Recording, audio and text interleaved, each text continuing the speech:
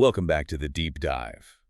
Today we are stripping away the shiny veneer of a futuristic New York City to look at something ancient, primal, and absolutely terrifying. Yeah, we're opening a file that takes us to June of 2060. And, usually when we think of the future, we imagine flying cars, off-planet colonies, maybe some kind of utopia. And this world has some of that. It has the flying cars, they call them air trams. It's got droids, auto chefs that can make your coffee in like 3 seconds flat. But the source material we're analyzing today, the files surrounding the MacMasters case, it reminds us of a really uncomfortable truth. Which is? Technology changes, landscapes change, but human darkness, that stays exactly the same. It's the constant variable in the equation, isn't it? You can upgrade the city, you can automate the food, you can even have a colony on Mars, but you just can't patch the bugs in human nature. Not at all. And the timing of this specific case is just, it's so ironic, which I think makes the tragedy land even harder. The entire city is in the middle of celebrating Peace Day. All right, let's set the scene there. Because Peace Day isn't just a random bank holiday in this timeline. It carries a lot of historical weight for these characters. It really does. It marks the commemoration of the end of the urban wars. Okay, so for anyone unfamiliar, what were the urban wars? In the lore of this world, the early 21st century was just absolute chaos. I mean, cities were burning, governments collapsed, civil unrest was just the norm. So by 2060, order has been restored.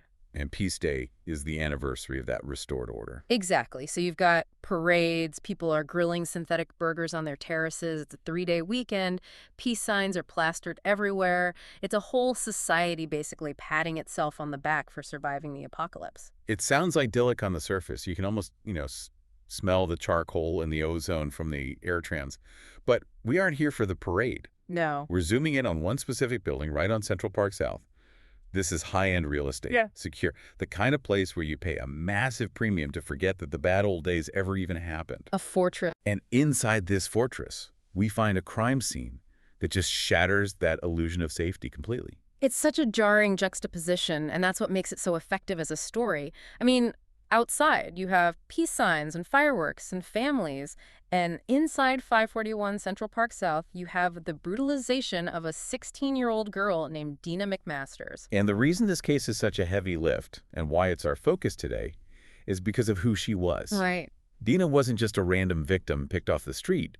She was the daughter of a high-ranking police captain, Jonah MacMasters. Which immediately shifts the entire dynamic. This isn't just a murder, it's a message. She is a cop's kid. Exactly. And that label, cop's kid, isn't just a job description for the dad, it's a psychology for the child. Yeah. We need to really unpack that to understand this case. What do you mean by that? Well, cops' kids are just raised differently. They absorb the profession by osmosis. They are taught to check the locks twice.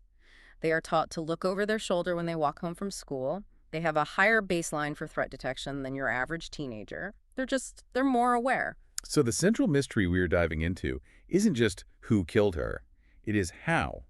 How do you get past the physical security of a high-tech fortress and the psychological firewall of a girl raised to be suspicious of everything?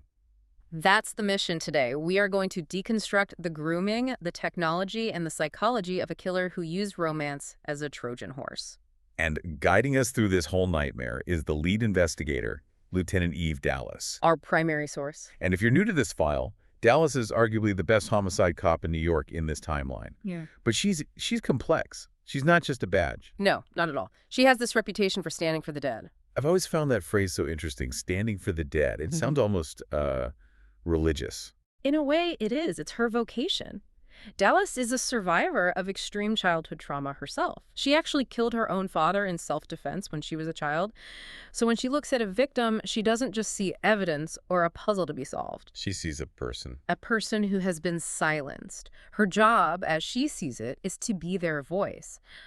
But what really strikes me about the beginning of this case is where we find her. She's not, in the trench coat, standing in the rain, looking gritty. No, she's at home. She's eating pancakes. It's this rare glimpse of normalcy for her.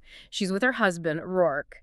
And we have to pause on Rourke for a second because he is, well, he's a lot. He's a whole character in and of himself. He's the necessary counterbalance to Eve. Rourke is the richest man in the solar system in this timeline, a former Galaxy-class criminal turned legitimate titan of industry. So he provides the resources Dallas can't get from the police department. Exactly. We're talking tech, money, connections that are just off the books.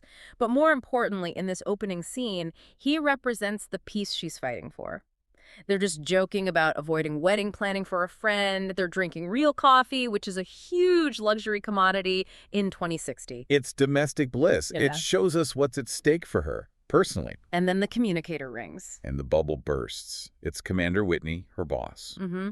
And for the listeners, police commanders do not usually call lieutenants directly on a Sunday morning to tell them to come to a scene. No, that's what sergeants are for. Right. And they certainly don't stand over the body themselves before the primary investigator even arrives. That's a massive deviation from protocol. It sets the alarm bells ringing immediately. It signals that this is internal. It's personal. When a cop's child is killed, the entire force feels it. It's a violation of the tribe. Whitney being there tells Dallas, and it tells us, that this is going to be a case that tests the absolute limits of their professionalism. It's not just business today. Not even close. So, Dallas leaves the pancakes, grabs her coat, and heads to Central Park South. Let's walk the scene with her in segment 1, because the environment tells us a story before we even get to the body. And the environment is a contradiction. As we mentioned, it's a fortress. In 2060, high-end security means voice-activated locks, retina scanners, sensors on all the windows, and cameras covering every single angle. It is designed to keep the chaos of the city out. You pay for the privilege of not being afraid. But when Dallas gets there and checks the security logs, there's no forced entry. None. Zero. The door wasn't kicked in, the windows weren't smashed, the lock codes were punched in correctly, the security system was disengaged and then re-engaged from the inside. Wow. So that's the first major data point. And it's critical. The killer didn't break in, he was invited. Which is just chilling. Mm. And that brings us to the bedroom. The description in the file here is heartbreakingly teenage. Oh, it is. Violet walls, posters of pop stars. It feels like a sanctuary. You have posters of Mavis Freestone. Who's like the biggest pop star of that era? Right. And there are stuffed animals. It's the room of a girl who is still figuring out who she is. And in the middle of this very girly sanctuary, you have absolute carnage. Yeah. The rug is kicked up, a lamp is knocked over. So Deena fought back. She didn't just cower. She was a cop's kid. She had self-defense training. She fought for her life.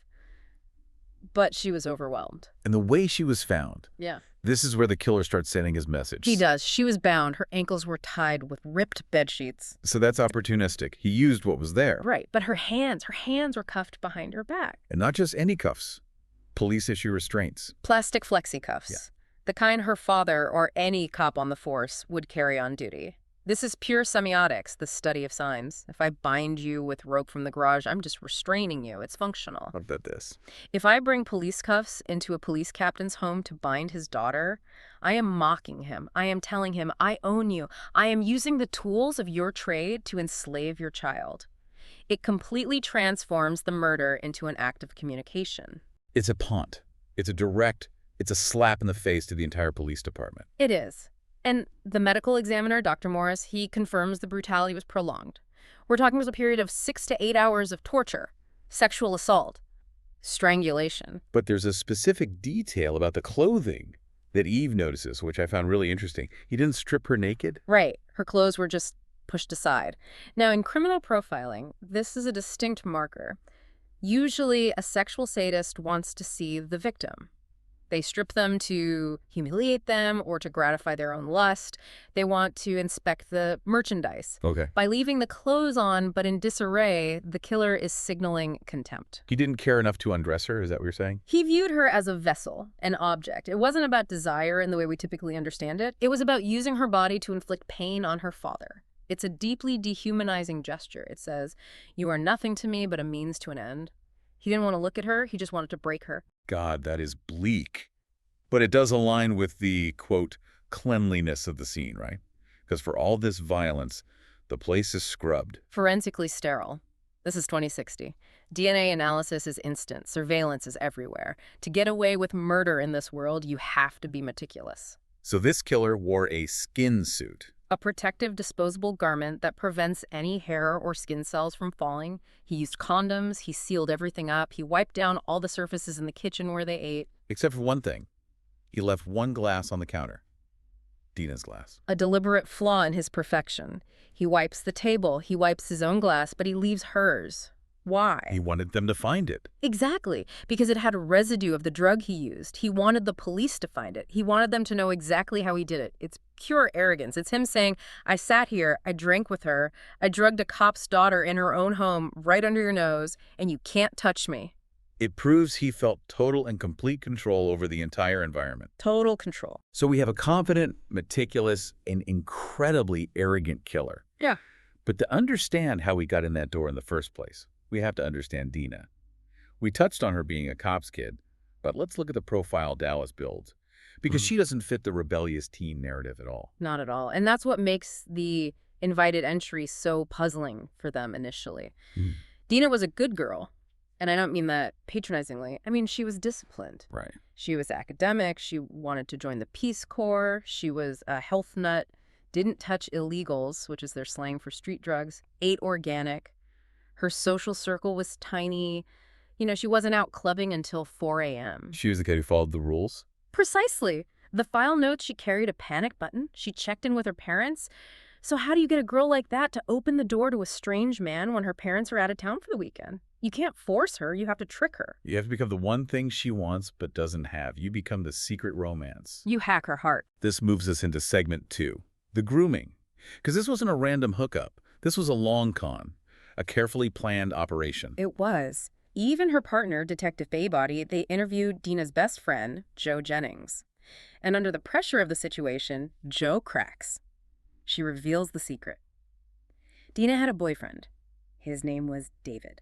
And looking at David's persona, it is a masterclass in predatory manipulation. Yeah. I want to break down the specific traits he adopted because it's just terrifyingly effective against someone like Deena. It is. So first, he claimed to be 19, a student at Columbia University. Okay, so older, but still plausible. Right.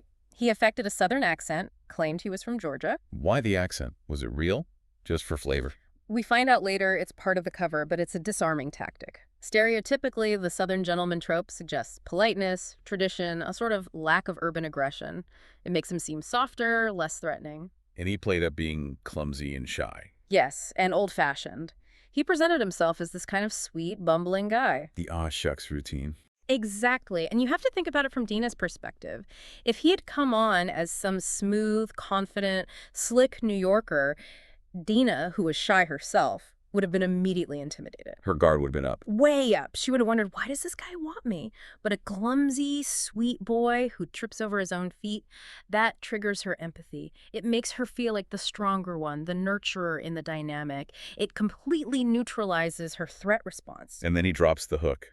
The reason he can't meet her dad. This is the genius and the pure evil part of the plan. He tells her he has a past arrest record back in Georgia for illegals drugs. He says he's ashamed, he's trying to turn his life around, but he knows her hard-ass cop father will never understand. Oh, that's incredibly manipulative. Because it weaponizes her own morality against her. It does two things beautifully from a predator's standpoint. First, it isolates her. It gives them a logical, romantic reason to keep the relationship secret from her parents. It becomes their little secret against the world. And second, it appeals directly to Deena's idealism. She wants to be the person who sees the inner good. She wants to be the one who saves him from his past. By confessing a fake sin, he actually proves his honesty to her. it creates an us against the world narrative. Which is pure catnip to a 16-year-old. It makes the relationship feel so much deeper and more serious than it actually is. And we have to talk about how they met. The meet cute. Because this wasn't an app match. This wasn't a swipe right on some dating service. No. This is all staged in the physical world. He waited for her in Central Park. He knew her jogging route. He stalked her. He stalked her. And he staged a fall, spilled water on her. It forced a physical interaction that was based on her helping him. Again, triggering that empathy. Making her the rescuer. Right. She stops to help the clumsy, cute boy. He's embarrassed, apologetic. It's all very charming. But Dallas analyzes this and points out the darkness underneath it all. To do that, he had to stalk her for weeks. He had to learn her schedule, her route, and exactly what kind of boy she would stop for. It implies a level of patience that is almost reptilian. So let's fast forward to the night of the murder. Her parents are away. It's the perfect window of opportunity.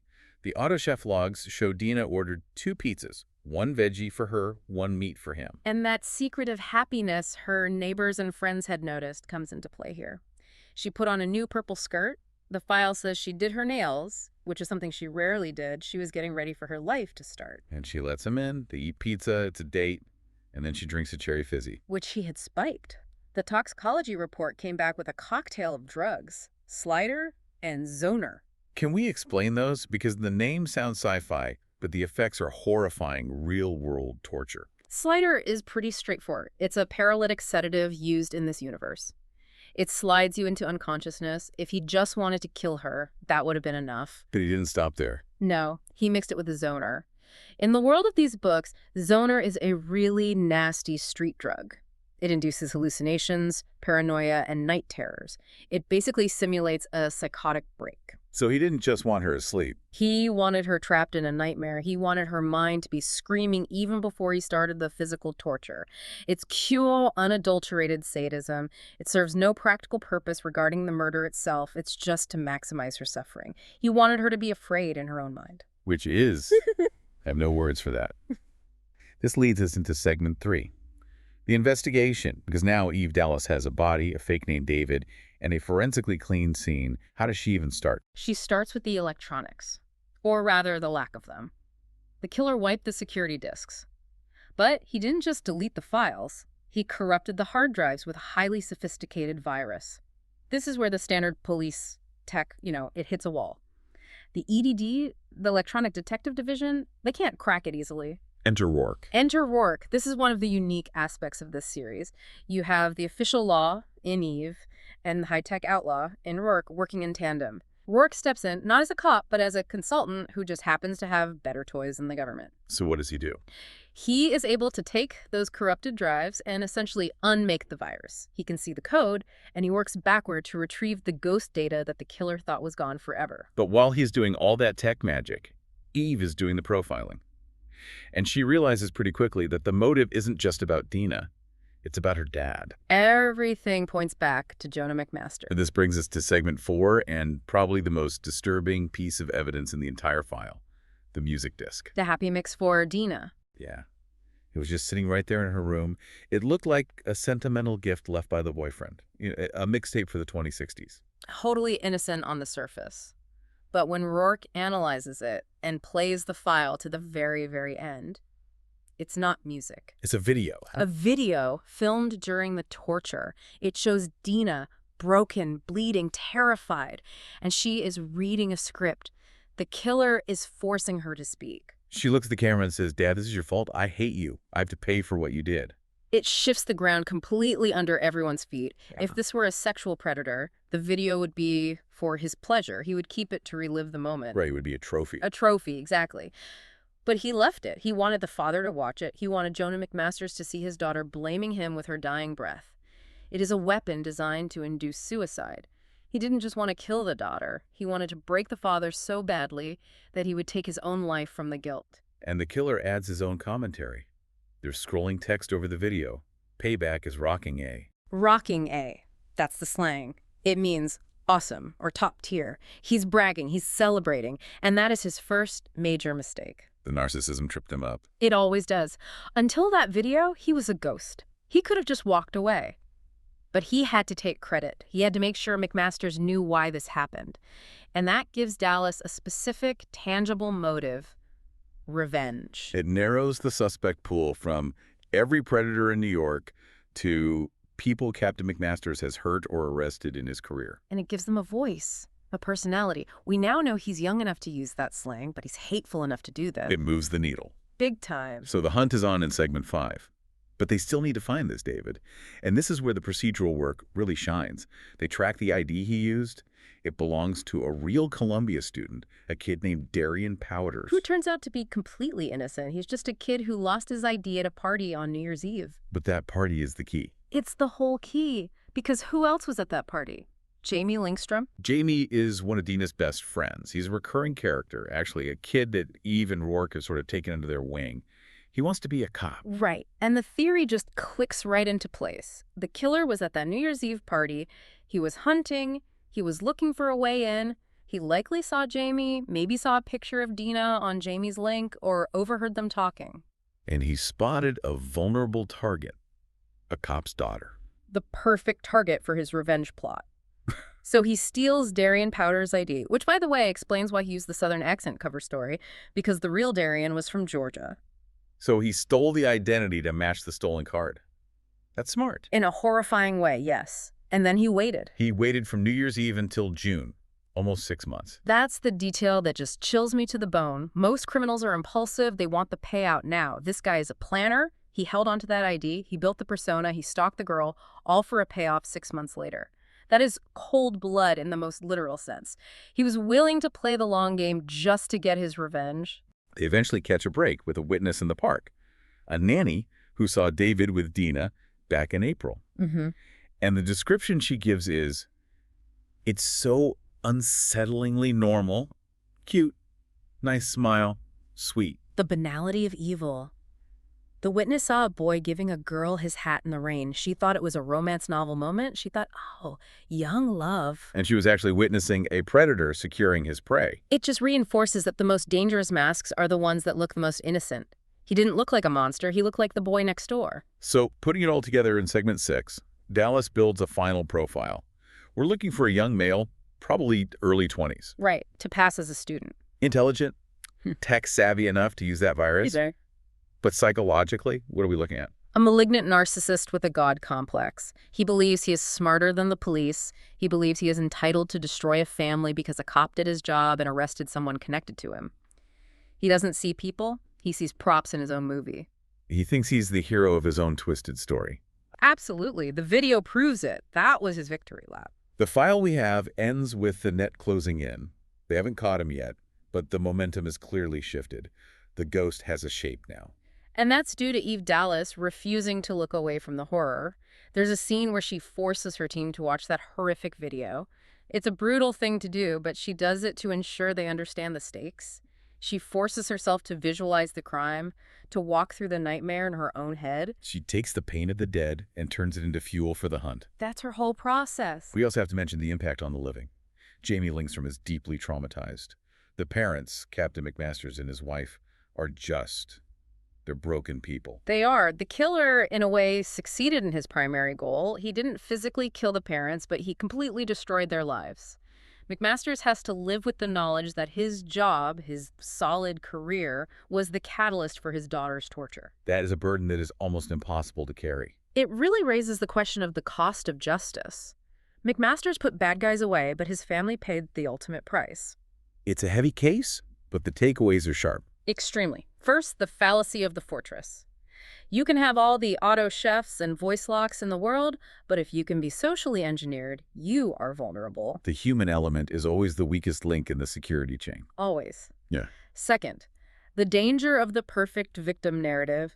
Deena was safe, she was smart, she was cautious, and she still got caught because the predator customized his approach specifically for her defenses. He didn't use force, he used a story. He hacked her empathy. And finally, the endurance of vengeance.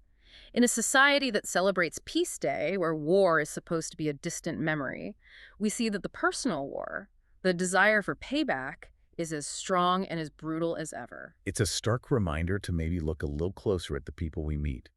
Just because the city says it's at peace doesn't mean the person standing next to you isn't at war. Well, we're going to wrap it there. For everyone listening, hold your loved ones a little closer tonight. And maybe double check who you're inviting through the door. stay safe. We'll see you in the next deep dive.